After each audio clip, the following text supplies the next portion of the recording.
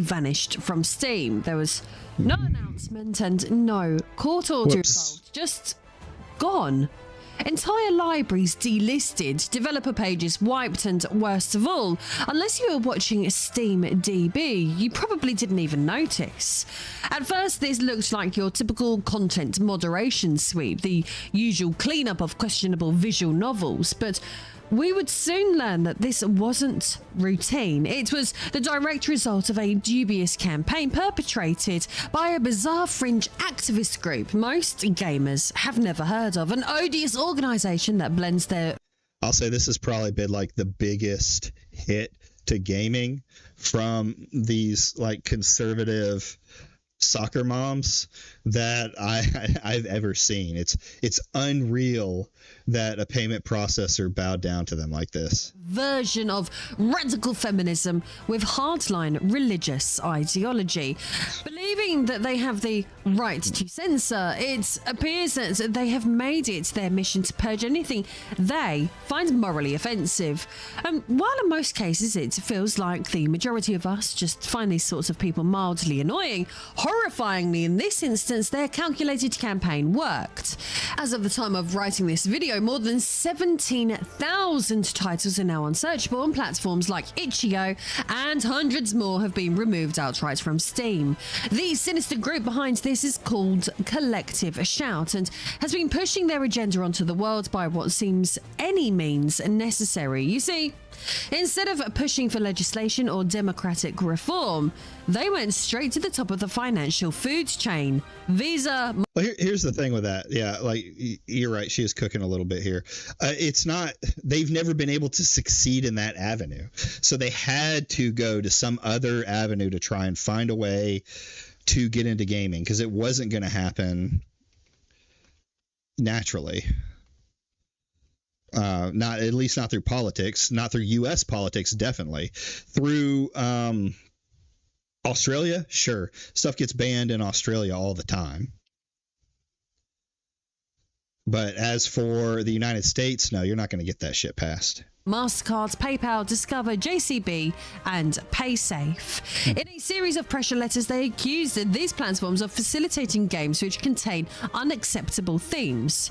Within days, Valve quietly amended its developer guidelines, adding a clause stating that any content violating payment processor and card network rules would no longer be allowed, silently shifting power from developers and players to credit card companies. Suddenly, hundreds of games are gone, not because they broke the law or anything, but because a few unelected ideologues decided they shouldn't exist. And the world's largest financial networks agreed. No public debate was needed, and there's no transparency involved, just swift, corporate-enforced censorship masquerading as... Here's another thing. This has been going on for a couple days, and I haven't seen a single politician in the United States say anything about it. Has anyone in, Europe or any other, Western country said anything? Because as far as I'm concerned, like, our government is okay with this, and they're just not going to do anything about it. It's cool. That's fine. Let the payment processors do it, since we can't get it through with the American people. Risk management. And in my opinion, what games you want to play should be up to you. So who exactly are the people behind this sweeping act of censorship? Who was it that managed to pressure billion-dollar financial institutions into acting as global morality police? Well, as mentioned earlier, the perpetrators are Collective Shout, but who exactly is this shady outfit? According to many online sources, Collective Shout is an Australian activist group that brands itself as a grassroots campaign for a world free of sexploitation. But behind the slogans lies something far more extreme, as we shall quickly learn. The organisation was founded in 2009 by Melinda Tenkard-Rice, a self-described pro-life feminist. Collective Shout appears to be one of those groups that operate at the intersection of radical feminism, Christian fundamentalism, and moral authoritarianism. They're anti-porn, anti-sex work, anti-abortion, and openly hostile to sexual expression in media, not just in Australia, but anywhere their influence can reach. Rice's ideological roots are hardly subtle. From 1993 to 2005, she served as an advisor to Senator Brian Harradine, a Catholic ultra-conservative who helped block the abortion pill RU486, opposing contraception and IVF. Oh, so typical conservatives. You know, I know because I was a conservative. Listen, I'm still a conservative in many ways, but I can't, I'm too open to, I'm too libertarian to ban games because they have, sex or other things in them. And pushing policies aligned with Opus Dei-style Catholic groups. Rice has gone as far as to describe adult entertainment as cultural terrorism and describes abortion as violence against women. After her time in politics, she became a senior lecturer at the University of Notre Dame, Australia, a private Catholic institution that aligns its curriculum with church doctrine. Her activism isn't just informed by religion, it's shaped by it. The group's campaigns manager, Caitlin Roper, shares the same ideological fervour. She co-founded the Feminist Academy of Technology and Ethics, authored Sex Dolls, Robots and Woman Hating, and serves on the board of Reclaim the Night Perth. All of this doesn't build up a good picture because it paints Roper not as a neutral advocate for balanced policy, but as a hardened ideologue with a long history of conflating fringe technology and lawful adult expression with systemic abuse, leaving little room for nuance, artistic freedom, or democratic debate. On top of all this, Collective Shout's leadership is stacked with ex-government advisors, missionaries, anti-trafficking NGO staff, and corporate risk consultants, many of whom conflate consensual sex work with slavery and push deeply religious values under the guise of consumer protection. I mean, it just sounds like the ADL, but for for soccer moms, for people who there's so many fucking protections nowadays for your kids. Yes, I agree that some of them can need to be fixed. I've talked about STEAM being one of them, but to just flat out kind of lie about everything, that it's sex work or that sex work is traffic. Excuse me. I think we need to go back a little bit on the idea of sex work being so open and things like that. Like, I don't like, the conservative me isn't all about everything all the time being sexualized and stuff like that. I think it's gone over the lap, but that doesn't mean that it's slavery.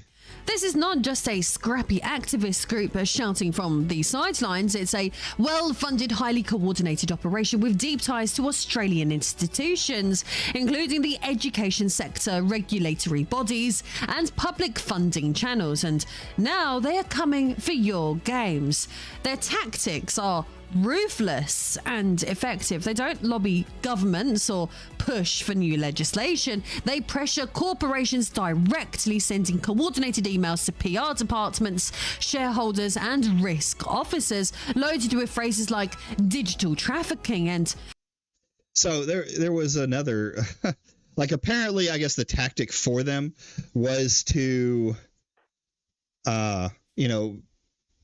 completely go crazy on the phone calls. The same thing that's happening to Visa and MasterCard right now was happening from Collective Shout. They get groups of people together, mass call, the organization.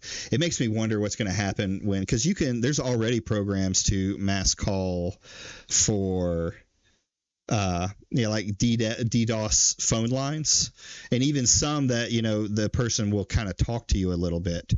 But it makes me wonder if this is going to become a problem to where people are using these AIs that sound more human to come in there and sound angry about stuff to make people think that there's this outrage for it. Child abuse simulators.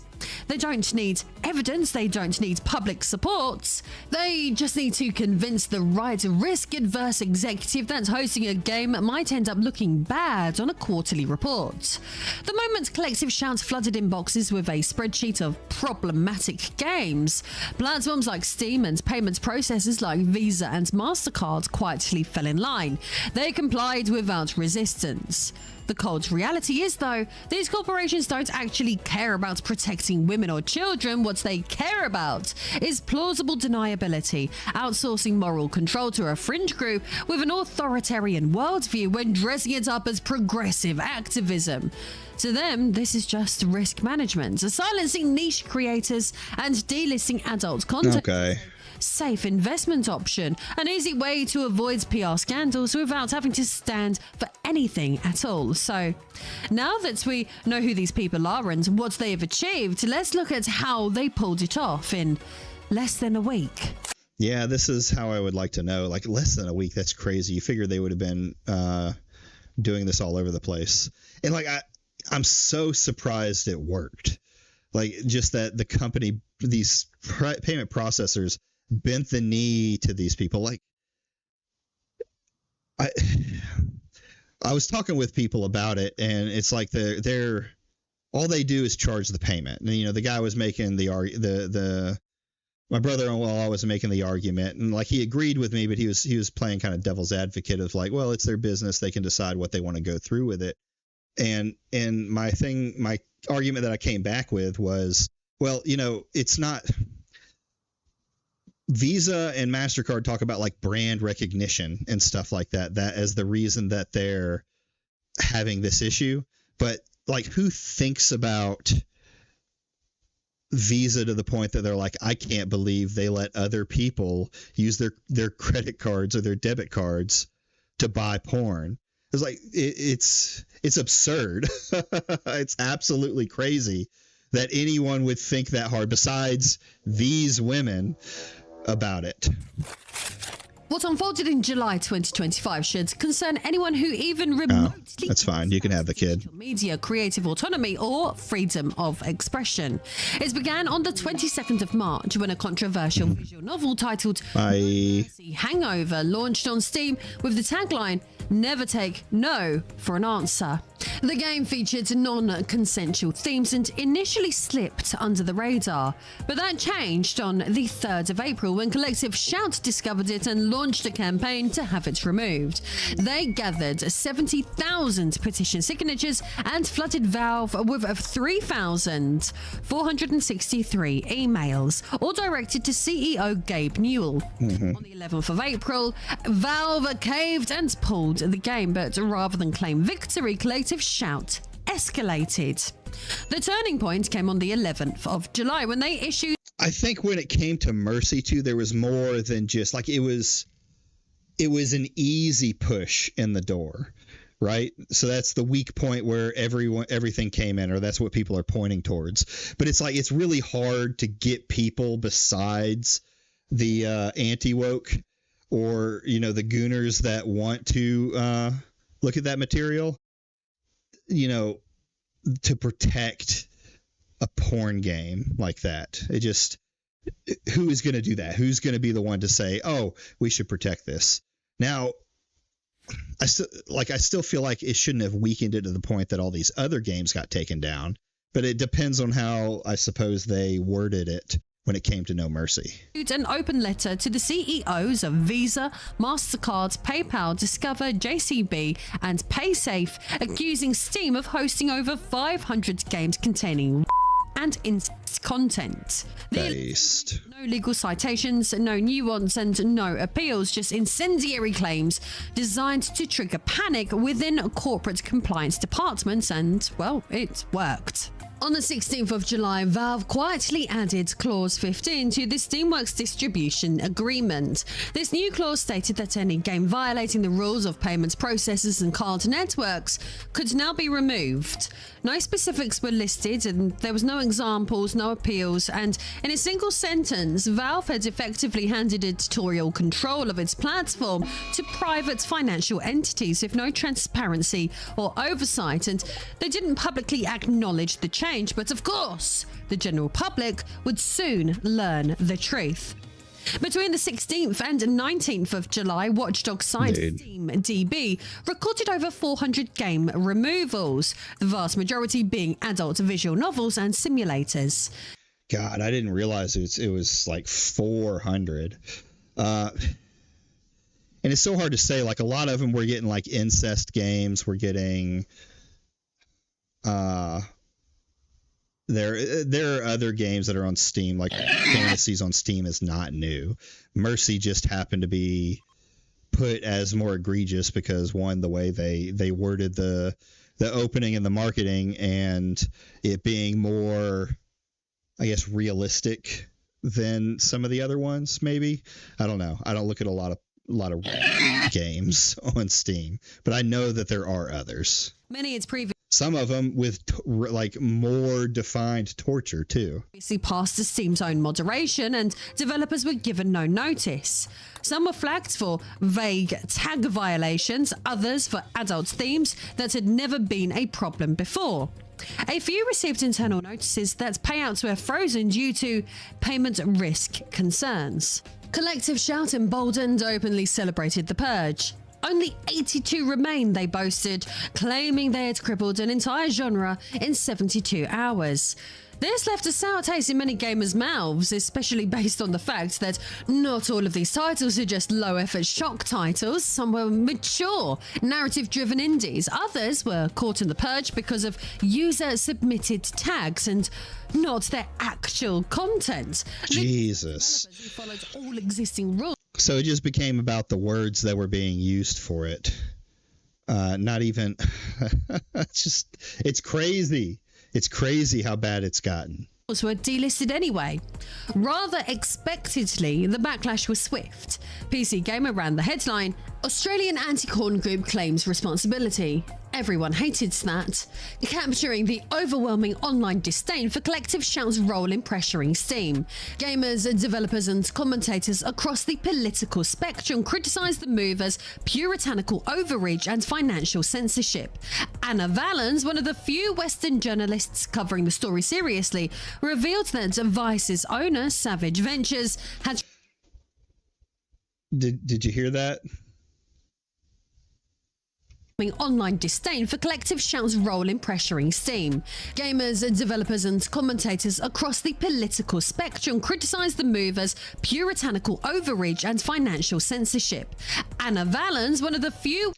Anna V, one of the few. I wonder if she's going to mention Savvy. Western journalists covering the story. Pro tip, most people suck. Triple H probably. Yeah, right. Pro tip, kids should do roids. Triple H properly. Seriously, revealed that Vice's owner, Savage Ventures, has requested the removal of her articles on Collective Shout, not due to any journalistic inaccuracy, but because... Dude, Anna gets it hard from Vice. Like she's gotten this reputation with them that they're going to get hate from her articles, so they just flat out shut her down even at the little word of controversy, little taste. Because of concerns about the controversial subject matter. Yeah. Proving, once again, that censorship doesn't always arrive with sirens and handcuffs. Sometimes it trickles down via corporate liability decisions. When even critical reporting about censorship is censored, it becomes clear that the goal isn't safety or responsibility, it's control. And the price is an open internet. In Japan, the reaction was even more severe. Multiple developers reported frozen payouts and delisted games, despite complying with Japanese law. Yamada Taro, a member of the Japanese Diet, called the move neo-colonial speech policing and opened a formal investigation into foreign... Neo-colonial speech censoring. That's an interesting way to put it. But from my understanding, and if anyone has a video on the Japanese side of it, especially before the collective shout thing, it seems like they've been having this fight with payment processors for a while. And it seems like most of Japan was okay with it, while there's been a few, especially around this recent controversy with it hitting, all over the world, who have started to come out and say something. Financial influence on Japan's digital markets. Publications like Automaton and GameSpark accused Western institutions of treating Japanese developers as convenient cultural scapegoats. This has gone Well, yeah, I mean, they do. far beyond just a Steam problem. It's a global precedent, and a dangerous one at that. This terrible situation highlights a deeper truth that, up until this point, rarely got acknowledged enough. The fact that we appear to live in a universe where Visa and MasterCard run the modern internet rather than governments, voters, or even platforms themselves. Spoiler alert, governments are jumping in on that control too. But yeah, it's a problem. Like I said, my argument with my brother-in-law's argument, well, they're a company, they can do whatever they want with their business because in the United States, at least, there is a right to refuse, right? The infamous one, the one that everyone knows about, is the Christian cake shop. But my argument is that these guys, these major companies, shouldn't have that same kind of right to refuse, especially when we're affecting multiple countries on a global scale, and they're essentially a monopoly. Visa and MasterCard aren't competition against each other. They just own all of the market. And there's a few scattered small companies around that'll say things like, oh yeah, it would be, what was I going to say?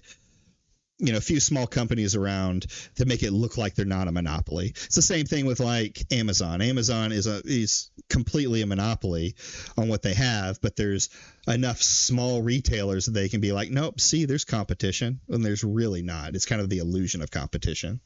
Between them, these two companies process over 85% of credit card transactions in the United States.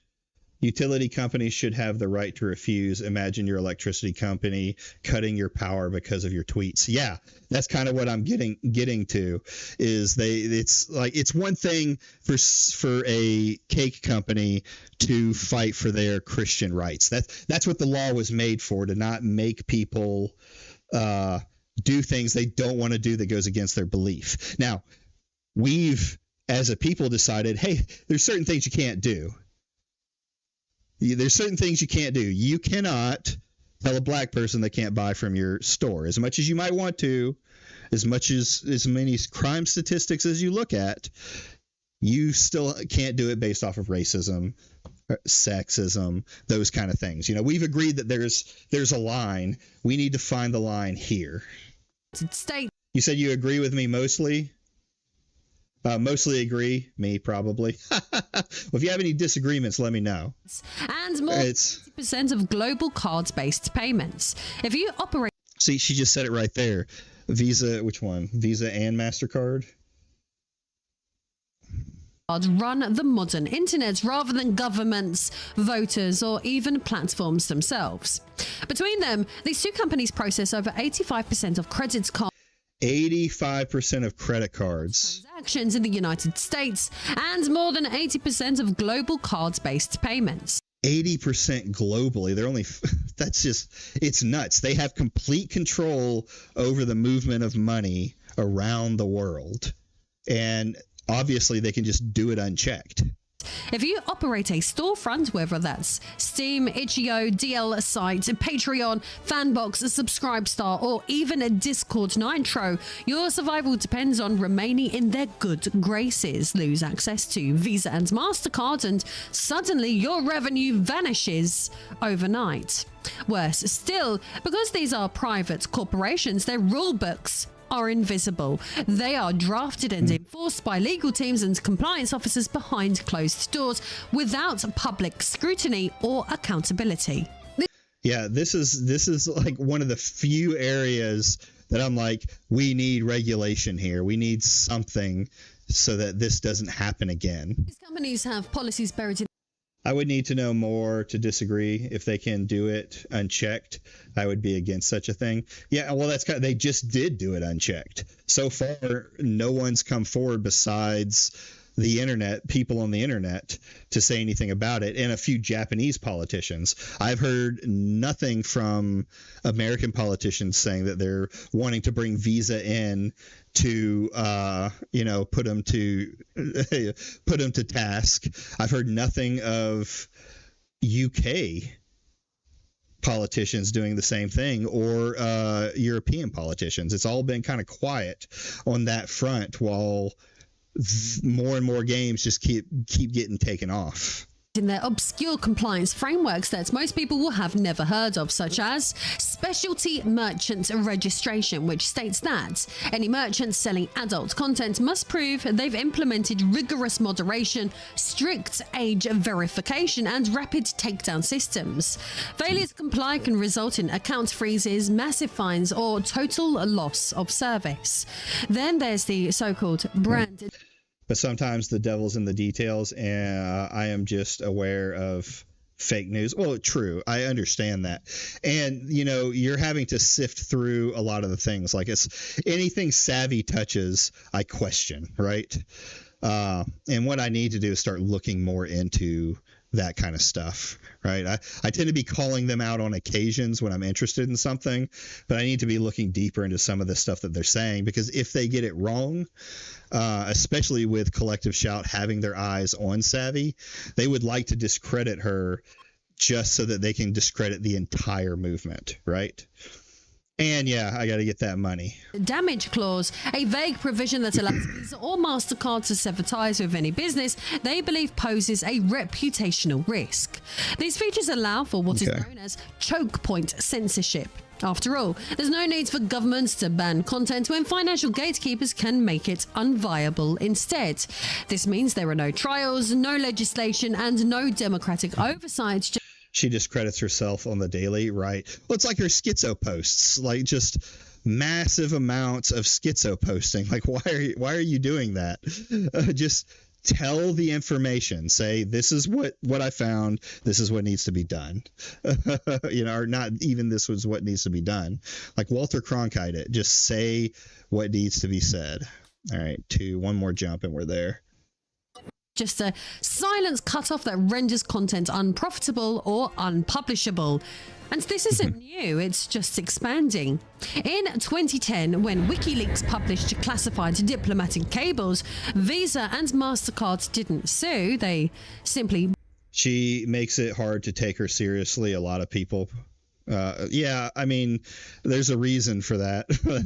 The problem is she... One, it's the schizo rants. Two, it's the stuff that she's willing to protect.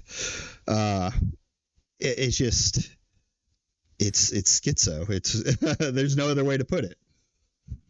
Blocked donations. Within days, the site was nearly bankrupt. Expanding. In 2010, when WikiLeaks published classified diplomatic cables, Visa and MasterCard didn't sue. They simply blocked. True, she did win Best Journalist. I may be being too hard on her. Donations. Within days, the site was nearly bankrupt. It only recovered after years of litigation in Iceland. In 2020, both companies severed ties with Cornhub after a controversial New York Times expose. The article's claims were later criticized for lacking evidence and context, but the fallout was immediate. Over 80% of the site's content was deleted in just 4 days. I remember that. Legal uploads from verified performers. In 2021, MasterCard introduced these standards for adult content merchants, requiring ID verification for every individual in every frame of every video. OnlyFans, a platform built on adult content, responded by announcing a ban on explicit material. The decision was reversed. Wow, I didn't know that one. Mass outrage, but the message was clear. Don't tell gooners they can't goon to their material. They will eat you alive. And I hate to tell a lot of these companies or a lot of these people and stuff like that is the U.S. military runs on porn. The greatest fighters in the world survive off of porn. When the banks speak, creators obey, and now, as of 2025, it's the gaming industry's turn. Collective Shout's open letter on the 11th of July accused Steam of enabling abusive and illegal content, even though the games were legal in their home countries. They sent this letter to Visa, MasterCard, PayPal, Discover, JCB and PaySafe, as I mentioned earlier, and no courts were consulted. No evidence was required, but the payments processors chose to take action anyway. Responding to this, on the 16th of July, Valve had amended its developer agreement, and just 3 days later, over 400 games had disappeared. The situation is chilling, to say the least. As Nier creator Yoko Taro put it, when commenting on the situation, he stated, "This is a security hole that endangers democracy itself." Because, let's be clear about this isn't just about what got removed, it's about who gets to decide what's allowed in the first place. And more, that power doesn't rest with lawmakers, citizens, or even the platform staff. It sits with a handful of anonymous compliance officers embedded inside vast, unaccountable corporate ecosystems, responding to moral panic from fringe lobbyists like Collective Shout. Yeah, that's a true thing. Like, this is a fringe group. This has been, when it comes to like gaming and adult content and stuff like that, it's been litigated over and over and over again. And every time they come at it, every time they try and do this, they're found wanting, right? Especially in the U.S. The U.S. is very protected. Well, used to be very protective of their free speech. It's it's always failed. And this seems like the first time that this has happened, because it didn't happen in the U.S. It happened globally by these payment processors. And the problem is they're a U.S. company, but so far I don't see the U.S. taking any steps to try and rectify this. Let's peel back another layer, because Visa and MasterCard didn't invent this culture of censorship on their own. There's a deeper force behind it, which is quieter, much more abstract, but much more powerful. And I'm talking about BlackRock and Vanguard, the two largest managers on the planet. Together, they oversee $17 trillion in combined assets and own roughly 15% of the voting shares in both Visa and MasterCard. That makes them among the most influential shareholders these companies report to, and their existence makes the work easier for groups like Collective Shout, because when a tiny activist organization wants to exert pressure, it doesn't need to sway millions of consumers. It only needs to nudge a handful of compliance officers, who in turn are guided by risk-averse corporate boards, who in turn... Here comes the cringe. Okay. Like, there is an agreement with her. Like, the problem is there's a lot of conspiracy theories around BlackRock and DEI and all this garbage. But I do think there is a statement to be said. There is a problem with companies like BlackRock that are just invested in everything. And, you know, they probably because of the way it is, the way they're spread out, and things like that, they wouldn't be considered a monopoly legally under the United States. But we need something else for it. So let's hear the cringe. Answer to institutional shareholders like BlackRock and Vanguard. These asset managers don't push any one ideology directly. They simply reward stability and brand safety over free expression. In that environment, moral panic becomes a tool, not a threat. allowing groups like Collective Shout to frame their demands as goods business rather than ideological enforcement. These asset managers are not telling anyone what games to ban, as they don't even need to. Wait, what do you mean? Okay, I don't think these asset managers give a shit about porn being sold, right? It's about money coming in, and you can't tell me that they're losing money on porn. That's a massive industry that moves through Visa and MasterCard every single day with the legal stuff. That doesn't compute. Because the pressure they exert comes through a different mechanism altogether, ESG, or environmental, Oh, here we go. social and governance scoring. On paper, ESG sounds like a good idea, a way to reward companies for behaving responsibly, being greener, fairer, more ethical, but in practice, it creates a top-down system where vague, politically malleable criteria decides which businesses get investment and which ones are quietly cut off. It incentivizes corporations not to serve customers or innovate, but to appease unelected third-party scorers. And because no one votes for these standards, there's little transparency over who sets them or how they're measured. It becomes a shadow system. Dude, this like conservatives woke now. I mean, okay. ESG is not some like major conspiracy to like the whole argument around ESG is garbage and mostly bullshit. Not that I think that ESG is good. I don't think it is in most companies. You know, affirmative action is what I remember from being the thing. And it, you know, there is an argument to be say, yeah, woke right. They're saying that the conservatives are woke. But the problem with ESG is it sounds good on paper, so politicians have given incentive for it to do. But as we've seen in recent years, companies are, you know, at least this year and some of last year, companies are stepping back on it because they're saying that that's not really what it is. The DEI has existed in, you know, in corporations and businesses in general for ages. It's just been called different things.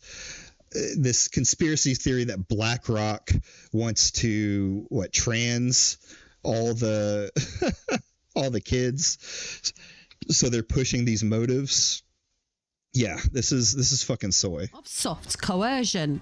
Companies desperate to maintain a high ESG score and stay in the good graces of asset managers preemptively sanitize their platforms. Controversial creators, niche products, and artistic risks are the first to go, not because they're illegal or harmful, but because they might make someone at BlackRock squint.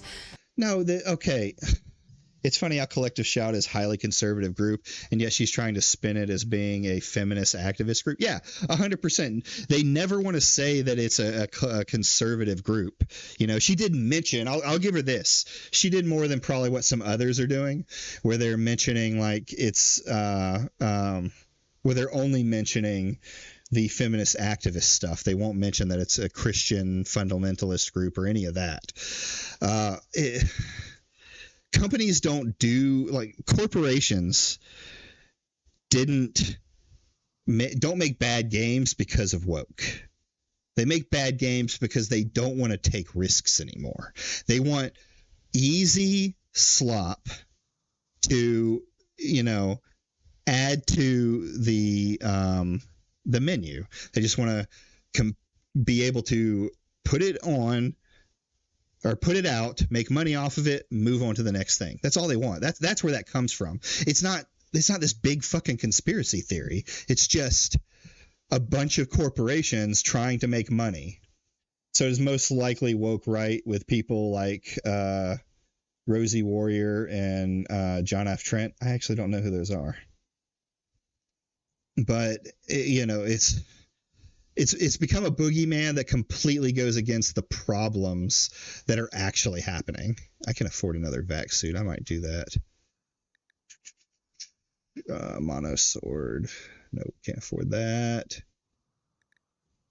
which is why this ESG shit makes it all the more painful, because what the fuck does this have to do with collective shout and what's going on with censorship? Yeah, it's a completely side mission just to be able to say that it's something that I talk about, right?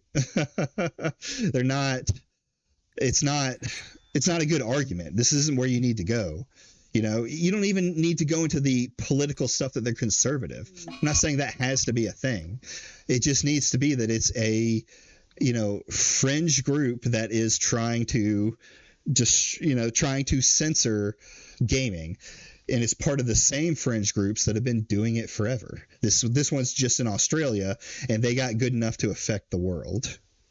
This is exactly why a growing number of people view these asset management giants, BlackRock, Vanguard and State Street, as something close to evil. Not in the cartoonish sense of moustache-twirling villains, but because they operate with immense unaccountable power that quietly shapes the world without ever facing a vote, a headline or a meaningful check.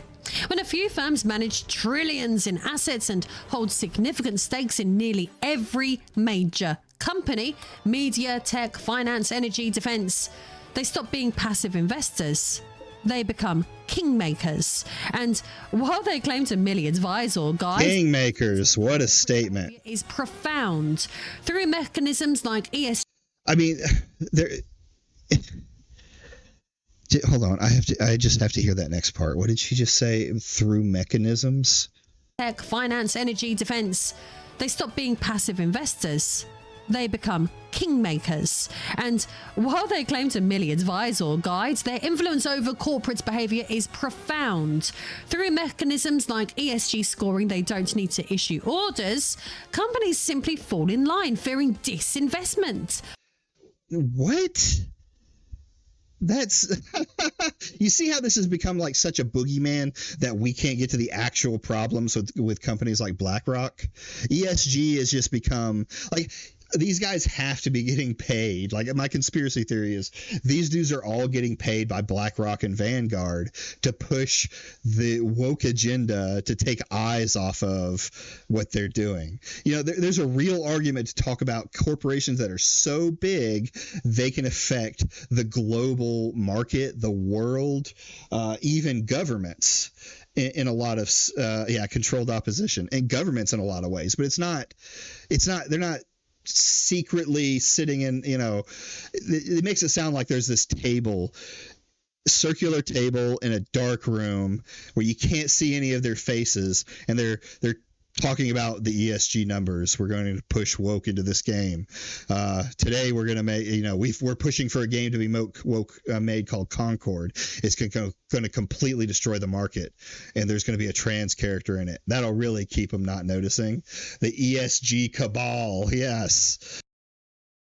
The ESG cabal is trying to control the world through anti-trans, or through positive trans messaging. Reputational damage, or being flagged as high risk. Hey, angry Canadian, what's going on? We're at the soy point of an argument that was going pretty well until the letters ESG came up in someone's spreadsheet. The free market doesn't actually exist. It's a managed one. And so the free market does exist. Like, okay, if she's woke, right? Or not, she's not woke. She's like conservative, or she's on the same side as like Smash JT and a lot of those guys, but probably not as far over, right? What she's describing is problems with capitalism. And I'm pro-capitalism. She's giving the argument that capitalism is bad because these major companies have taken control of the market. Her argument that for it being ESG is garbage. It's not. ESG became a problem because people want to be. In general, people want to be nice, right? We don't. The average person, I don't think, gives a shit about any of the ideologies that ESG comes from. Like they go through their lives and they work next to these people, they work with these people, or they don't even notice them. Like trans are so small when you talk about them in the world that you may never run into a trans person in your life. I've met many on the internet, but I've never met one in real person in real life. But it's what built it up was that fundamental idea of wanting to be equal to everyone, to be equal to each other, to the point that ESG crossed lines, DEI crossed lines, so where it was no longer about making things equal, but making sure the numbers are right. Like one thing that companies always get wrong is, well, we need equal representation. Well, if you haven't met them IRL, I guess they all pass. Yeah, that's my point. Like I argued with, well, not really argued. I made a few comments about who's the trans actor that had the marketing for them being Zelda. Like if they didn't know who she was and they were in public, they probably wouldn't notice.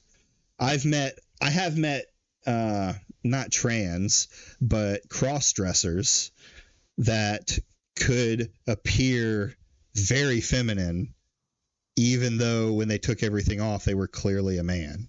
So, I mean, it's possible, right? It's not, most people only notice the ones who can't pass. And, sorry for you. We don't have the technology yet to fix that. So it really depends on your genes, I suppose. It's being managed by entities that act as gatekeepers between capital and creation, and the result is a slow, creeping form of centralization where cultural, economic, and even moral decisions are funneled through the filter of a few assets managers whose priorities are shaped by optics. Yeah, the asset managers. It's all being done by the cabal of asset managers.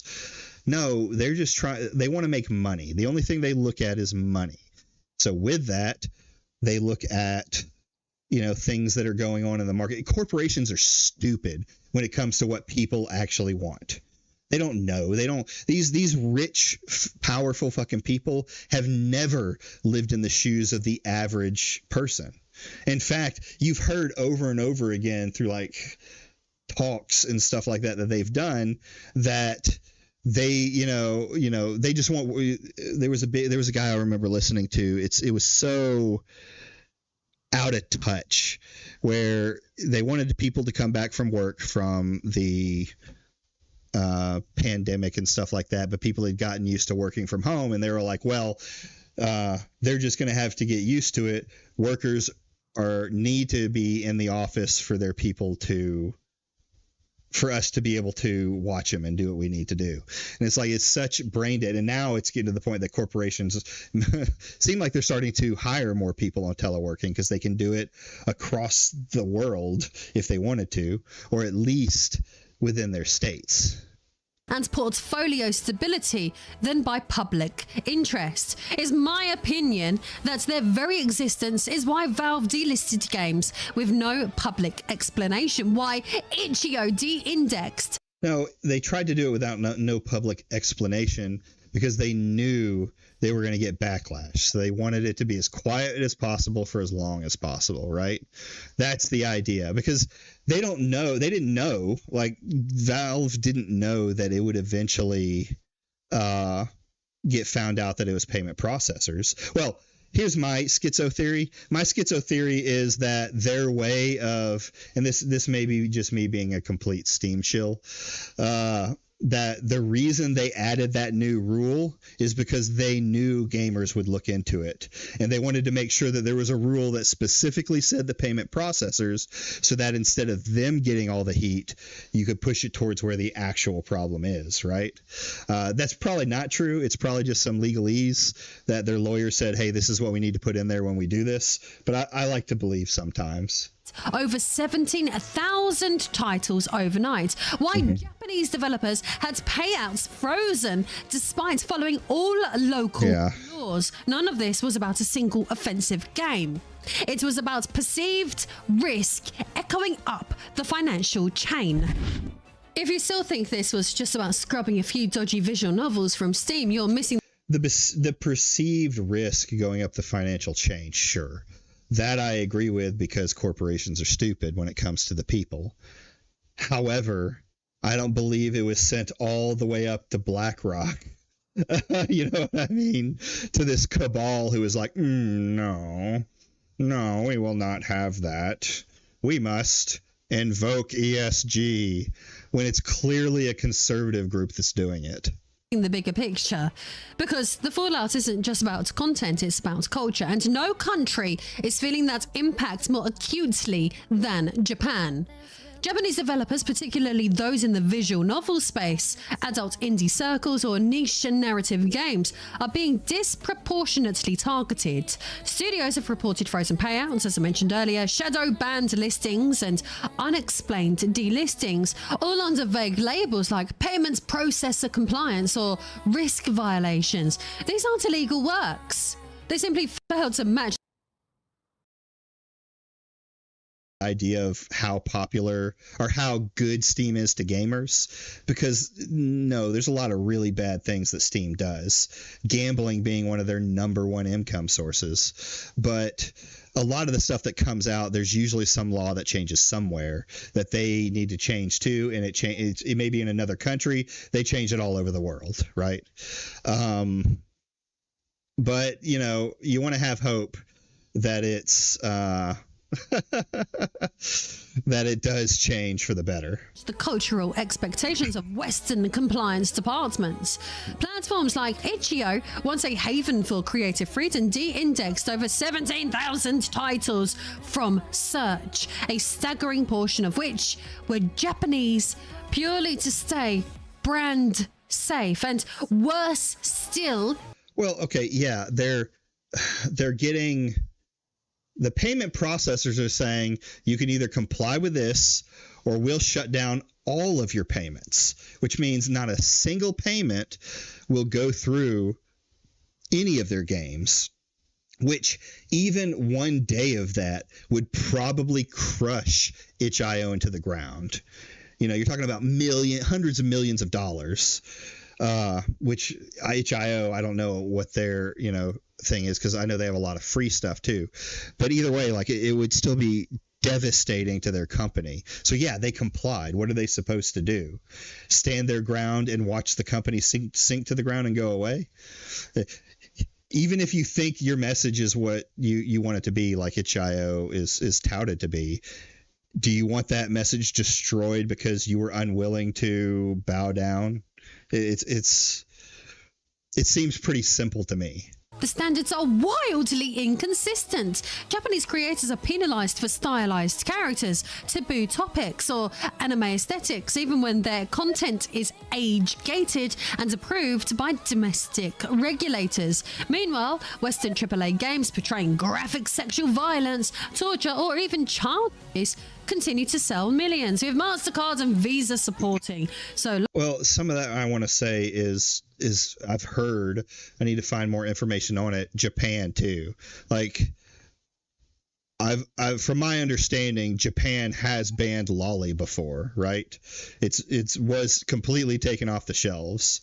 Some of you may die, but it's a sacrifice that I'm willing to make. Fair enough. Oh, man. I just don't want Steam to die so that Epic takes over. I hate the Epic store. But yes, maybe they all die and something else rises from the ashes. long as they're dressed up in cinematic presentation and come from a major publisher.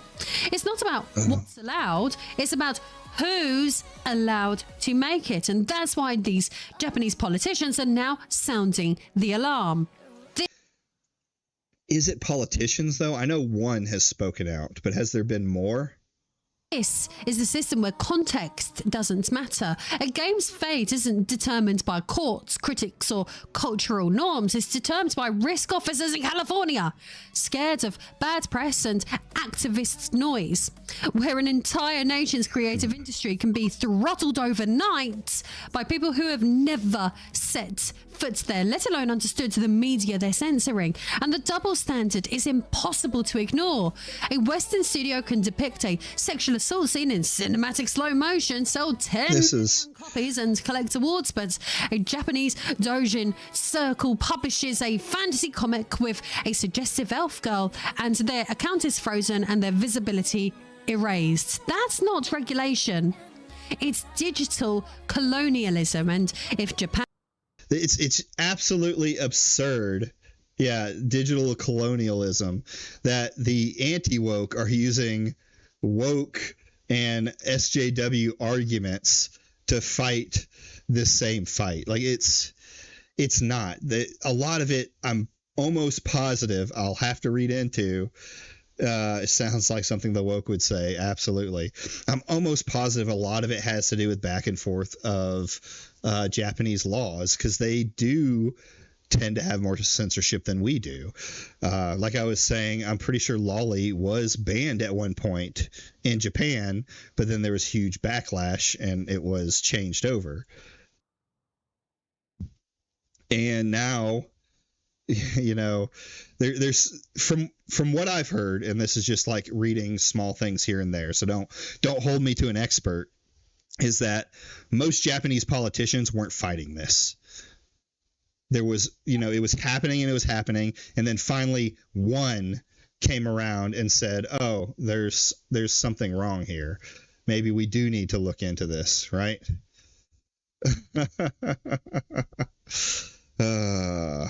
A global cultural powerhouse with its God, I just realized massive creative sector can be quietly censored by a foreign payments cartel, then no one else stands a chance, because this kind of censorship is baked into the financial plumbing of the internet. It doesn't just stay local, it spreads invisibly, algorithmically, and indiscriminately until a sanitized, culturally loaded worldview becomes the only.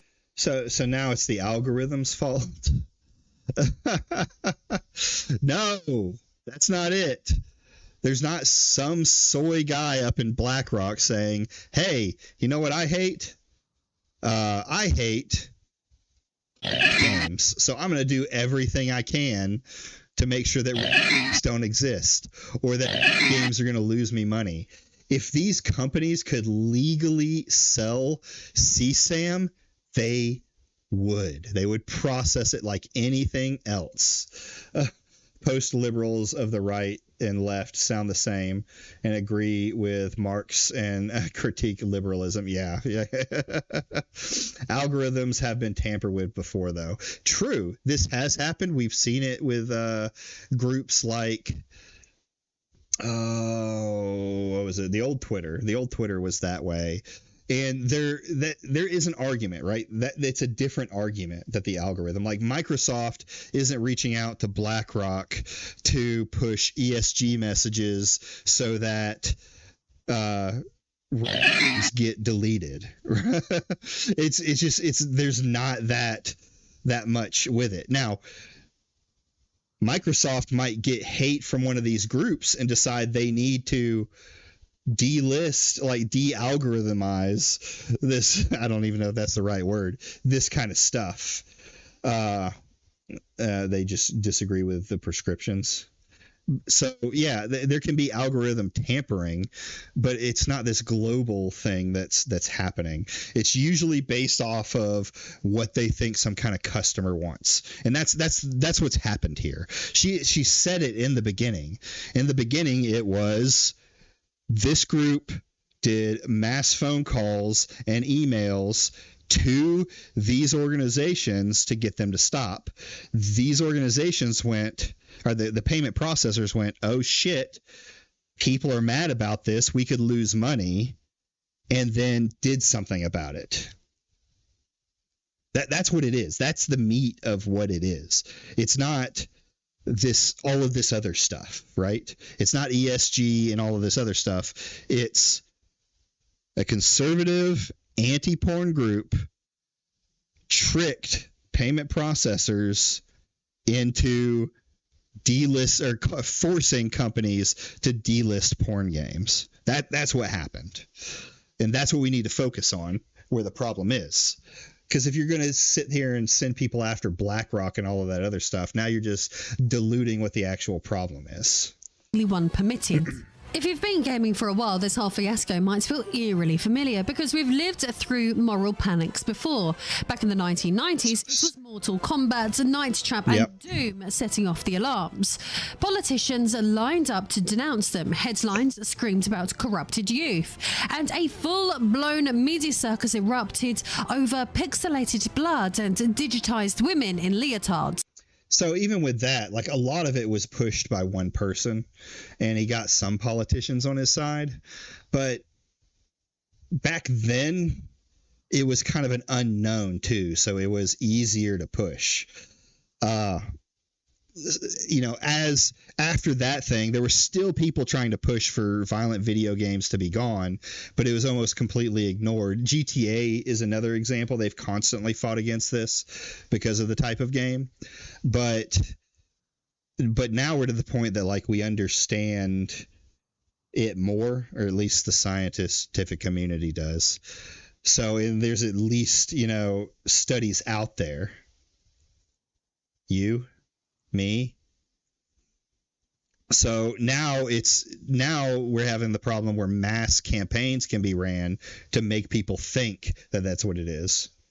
I wouldn't say ignored when I got banned in a few countries. Yeah, well, okay. I'm thinking from a U.S. perspective, right? I'm thinking from a U.S. perspective. Like, Australia has always been about banning, and there's tons of games that have come out that have been banned in other countries. I think it's less so happening in the West than you would think, but yes, you're right. In places like Australia, I know there's a few others that I can't think of. This has happened. I think even the UK has banned some games. This is from a US perspective, though. Like, we have had banned games, but they're usually, I can't think of any that have stayed banned. Like, we had, what was the Postal, I don't think was ever banned, which that game is absolutely nuts. And that was before the GTA stuff. Actually, let's look. I don't want to be wrong. Or if it was, I believe, Postal video game. Postal, that came out in 1997 was the first one. Postal 2 was 2003. Postal 3, 2011. I didn't realize there was a 3 and 4. Remake, plot, I don't care about. Development, release, reception. Here we go. The film that tracked sales in the United States reported for the 9,000 comedies. Postal received mixed reviews from critics. Yeah. The lack of longevity in the single player. Postal Redux.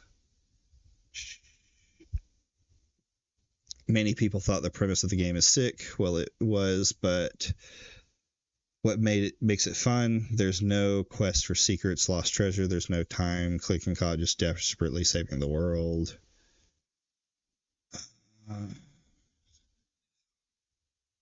Personality East comments. Yeah, I'm not seeing anything at least in their wiki talking about the game getting taken down.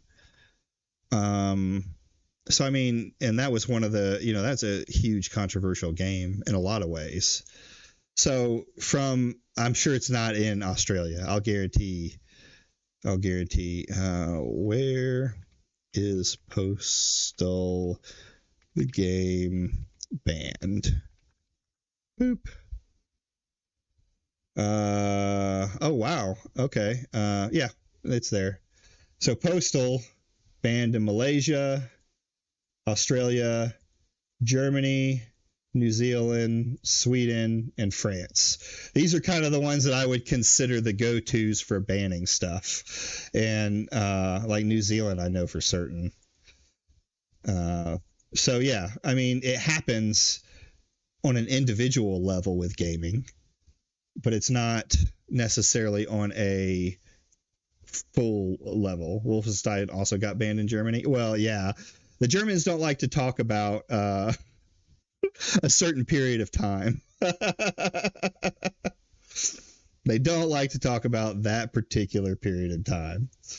It was absurd, but at least it was public. And that's a key difference here, because the 90s panic played out in the open. We got hearings, experts. Is this not public? Like, this seems very... Yes, the original bans happened before we noticed. But even Mercy was found out, like, super quick, right? Like, in the day of the internet, things can get lost in the algorithm, true. But if it sparks a fire, everyone knows about it. And we're just in the beginning stages of this controversy. This isn't something that is at its end. As long as people keep up the momentum, and if it starts to bring in politicians and stuff like that, then we could see real change amongst these groups. Now, like I said, I don't think any politicians in the United States have said anything.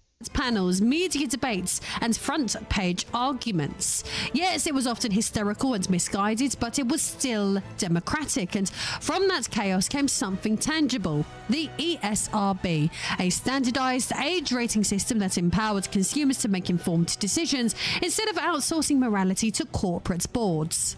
It wasn't perfect, but it was transparent, predictable, visible, and today's version of that, well, none of that. It's all about ESG scores and investor safety, and that makes the censorship quieter, harder to trace, and far more insidious. And that's exactly what made Collective Shout so effective. They didn't need a Senate hearing. They didn't need to win the public over.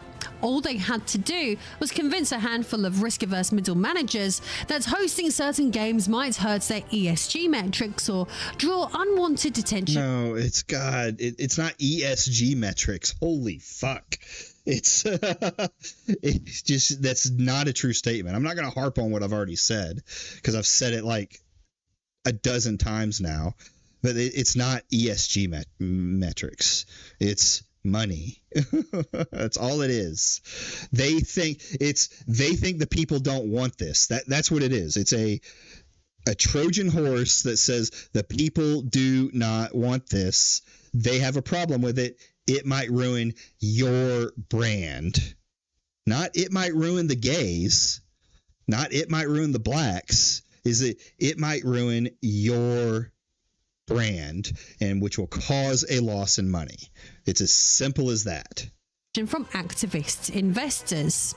With one spreadsheet and a few headlines, they did what moral crusaders back in the 90s could never do.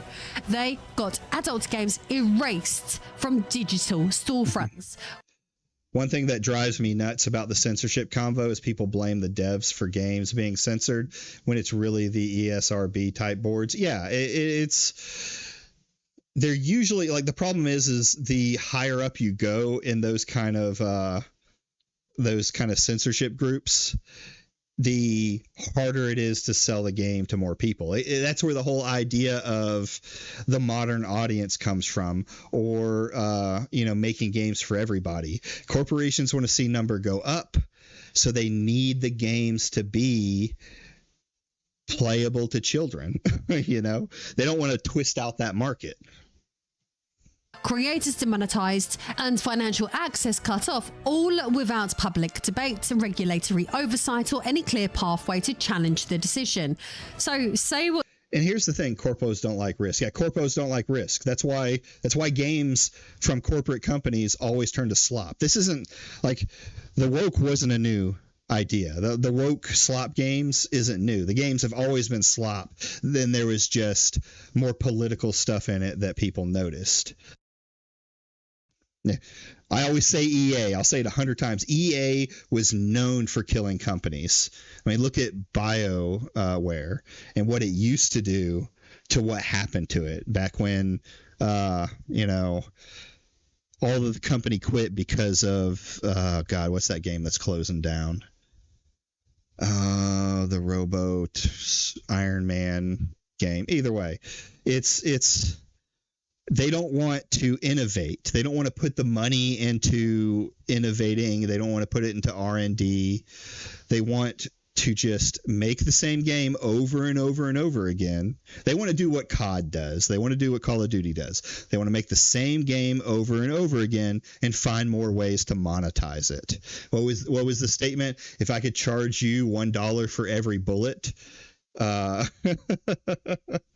what you will about ESRB. At least you knew what the rules were. Now, the rules change without notice. What we're left with is a ghost protocol. A blacklist is shaped by... So is she saying that we should go to ESRB? Because because gaming is, while it does have its ratings, it doesn't really fall under that same, standard in most. There's just more slop, and AAA has become more slop-like. Yeah, exactly. The market is... I'm still we're probably going to see a new golden age coming up, because the indie scene and the AA scene is starting to explode. They're getting banger after banger of these small companies, of, in some cases, old devs that quit the corpo work to go back to being able to make their own games. So... And then the new heads coming up that innovate. Innovation has always come from the smaller companies. That's always how it's been. And then the corpos copy and paste it.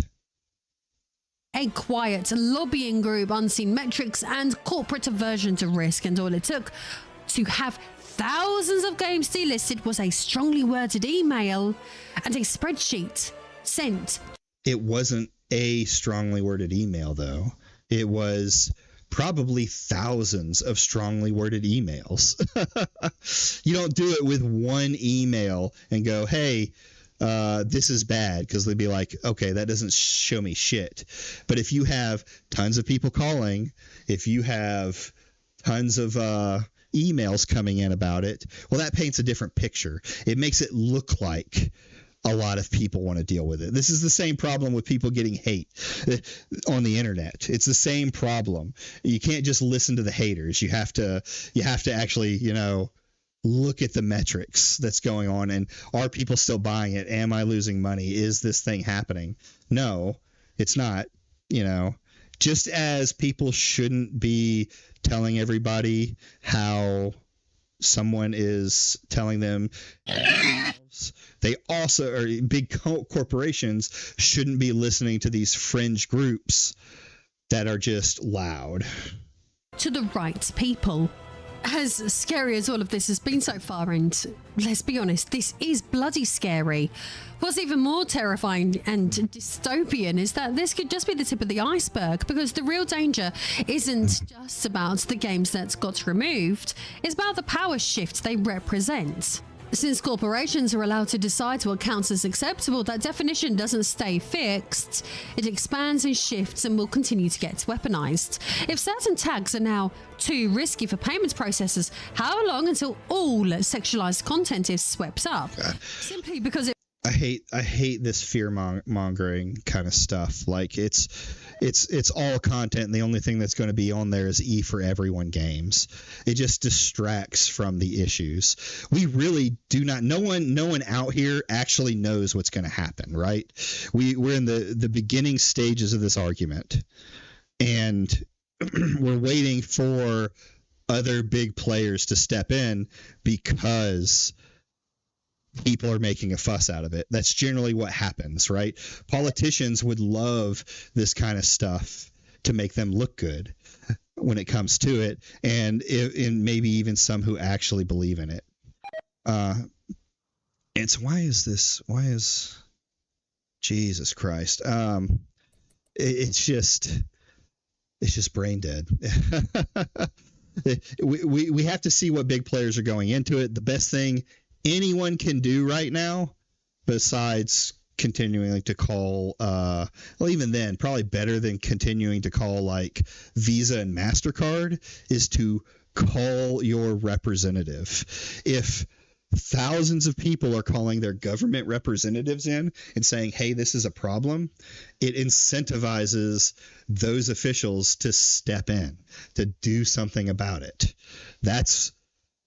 And it can shut everything down just as much as it did in the past. Now, the problem is government works slow, but the avenues are there, and this is still very much in its infant stage. It might ruffle a few feathers in a boardroom in Zurich or trigger a backlash in America. Japanese visual novels are already being purged for complying with their own laws in Japan. So, what happens when the spotlight turns to Western games? Do optional romance routes in RPGs get flagged next? Do modding platforms like Nexus suddenly clean house? Are entire genres quietly blacklisted for being too bleak or too political or just too much of a reputational risk? Because that's what happens when morality becomes a matter of brand management. History shows us that censorship rarely starts with bans. They're out. Yeah, they're out to get me. Dude, she always like cooks at the beginning of her video when she's just talking about stuff. But like the halfway point almost every time turns into this fucking rant that's just like, what the fuck are you talking about? You completely lost. You had all of the tools right in front of you, and you threw them on the ground and started using duct tape and then poured gasoline on it and set it on fire. Silence. In gaming with developers quietly abandoning ideas they know won't make it past the algorithm. Stories that won't. Yeah, the soy breaches. She can't help it. It has to happen mid-game. But because they were never. She should just shorten her videos to the basic information, and then when she starts talking into the soy, just end it there. And pitched in the first place. Teams that second guess themselves and projects that get scaled back and sanitized and self-censored, not by the law but by the looming threat of demonetization and delisting.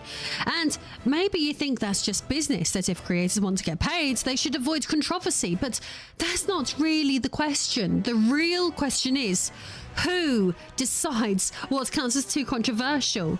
Because at this point, it's clearly not the developers or the players or the gaming media. It's a few financial gatekeepers and ideological lobbyists making decisions on your behalf across borders without your input and with no accountability. But there is some hope to take away from this disastrous situation. Sure, it's easy to feel powerless when billion-dollar institutions operate in back rooms, but that doesn't mean nothing works. And people are pushing back, and in some places it is working. When DL Site, one of Japan's largest storefronts for indie and adult games, came under pressure, they didn't cave. They cut ties with Visa and MasterCard and adopted crypto. They added support store cards, and I hate to tell people, crypto is not the answer to save this. There's one company that's I saw that they're trying to. They're a smaller payment processor. They did cave, actually. True. Well, yeah, you're talking about the one. They're at least saying currently that they're trying to look for. Did that thing just explode? What the fuck? Okay. They're trying to look for other banking options, because part of this is the banks are just as much on that side. This isn't it. Yes, it cost them, but it preserved their autonomy and protected their creators. It was a line in the sand, and it helped. In Japan's government, Diet member Yamada Taro, whom we mentioned earlier, went beyond social media and outrage. He launched formal hearings into how foreign financial institutions are rewriting Japan's domestic content policies. That's structural resistance, the kind that pushes for transparency and regulatory oversight. Yes, I agree. That's why you should contact your politician so that they know to get involved. Even in the West, resistance is growing. Petitions demanding an end to financial censorship have racked up tens of thousands of signatures. I know that petitions obviously don't change policy overnight, but they do show politicians, platforms and press outlets that silence is no longer the default and that people are paying attention. So what else can you do? Well, we can start by simply staying informed. Tools like SteamDB can help us track delistings, stealth edits, and suspicious removals. If a game vanishes without explanation, don't let it fade. Document it, share it, archive it. Censorship thrives in silence, but visibility disrupts that cycle. Support developers directly wherever possible through personal sites, DRM-free storefronts or alternative processors. Every time you cut out a middleman, it gets harder for banks to dictate the content pipeline and, above all, speak up. Because this isn't just about adult visual novels or 1 month's purge. It's about what kind of culture we're building and who gets to decide what survives in it. Collective Shout, for all their theocratic, regressive, anti-consumer views, still managed to pressure billion-dollar corporations into doing what they wanted with just targeted emails, press campaigns, and coordinated messaging. If they can do that to silence art, then we can do the same to protect it. Imagine that kind of collective pressure pointed the other way, not to delete games, but to defend them. Not to punish creators, but to empower them. Because this isn't just about visual novels, is it? It's not just about Steam, is it? And it's certainly not just about fucking sex in games. This is about power and about control and about who gets to decide what's allowed to exist and whether you're willing to hand that decision over to a faceless corporate algorithm. Oh God, it just never ends. It's about a lobbyist group of women that forgot to take their Prozac, and she sounds like she's about to burst an artery. Yeah, it's just bullshit. I mean, I don't even know what to say anymore. Like it's not this cabal. I've said it over and over and over. It's not this cabal. Collective Shout, by comparison to these companies and things like that, is small, but they've been able to be loud enough to make waves, right? And this moment, I think, will decide, like, if this can be a thing going forward. Because if this fails, the world is going to see that it failed and that these games got put back up, and Collective Shout will lose that push that they have. They'll probably only be able to do stuff in Australia again. Like they'll have to go back to petitioning the government for money, or no, the government for change, which they probably have a better time doing in Australia or other countries like that than here.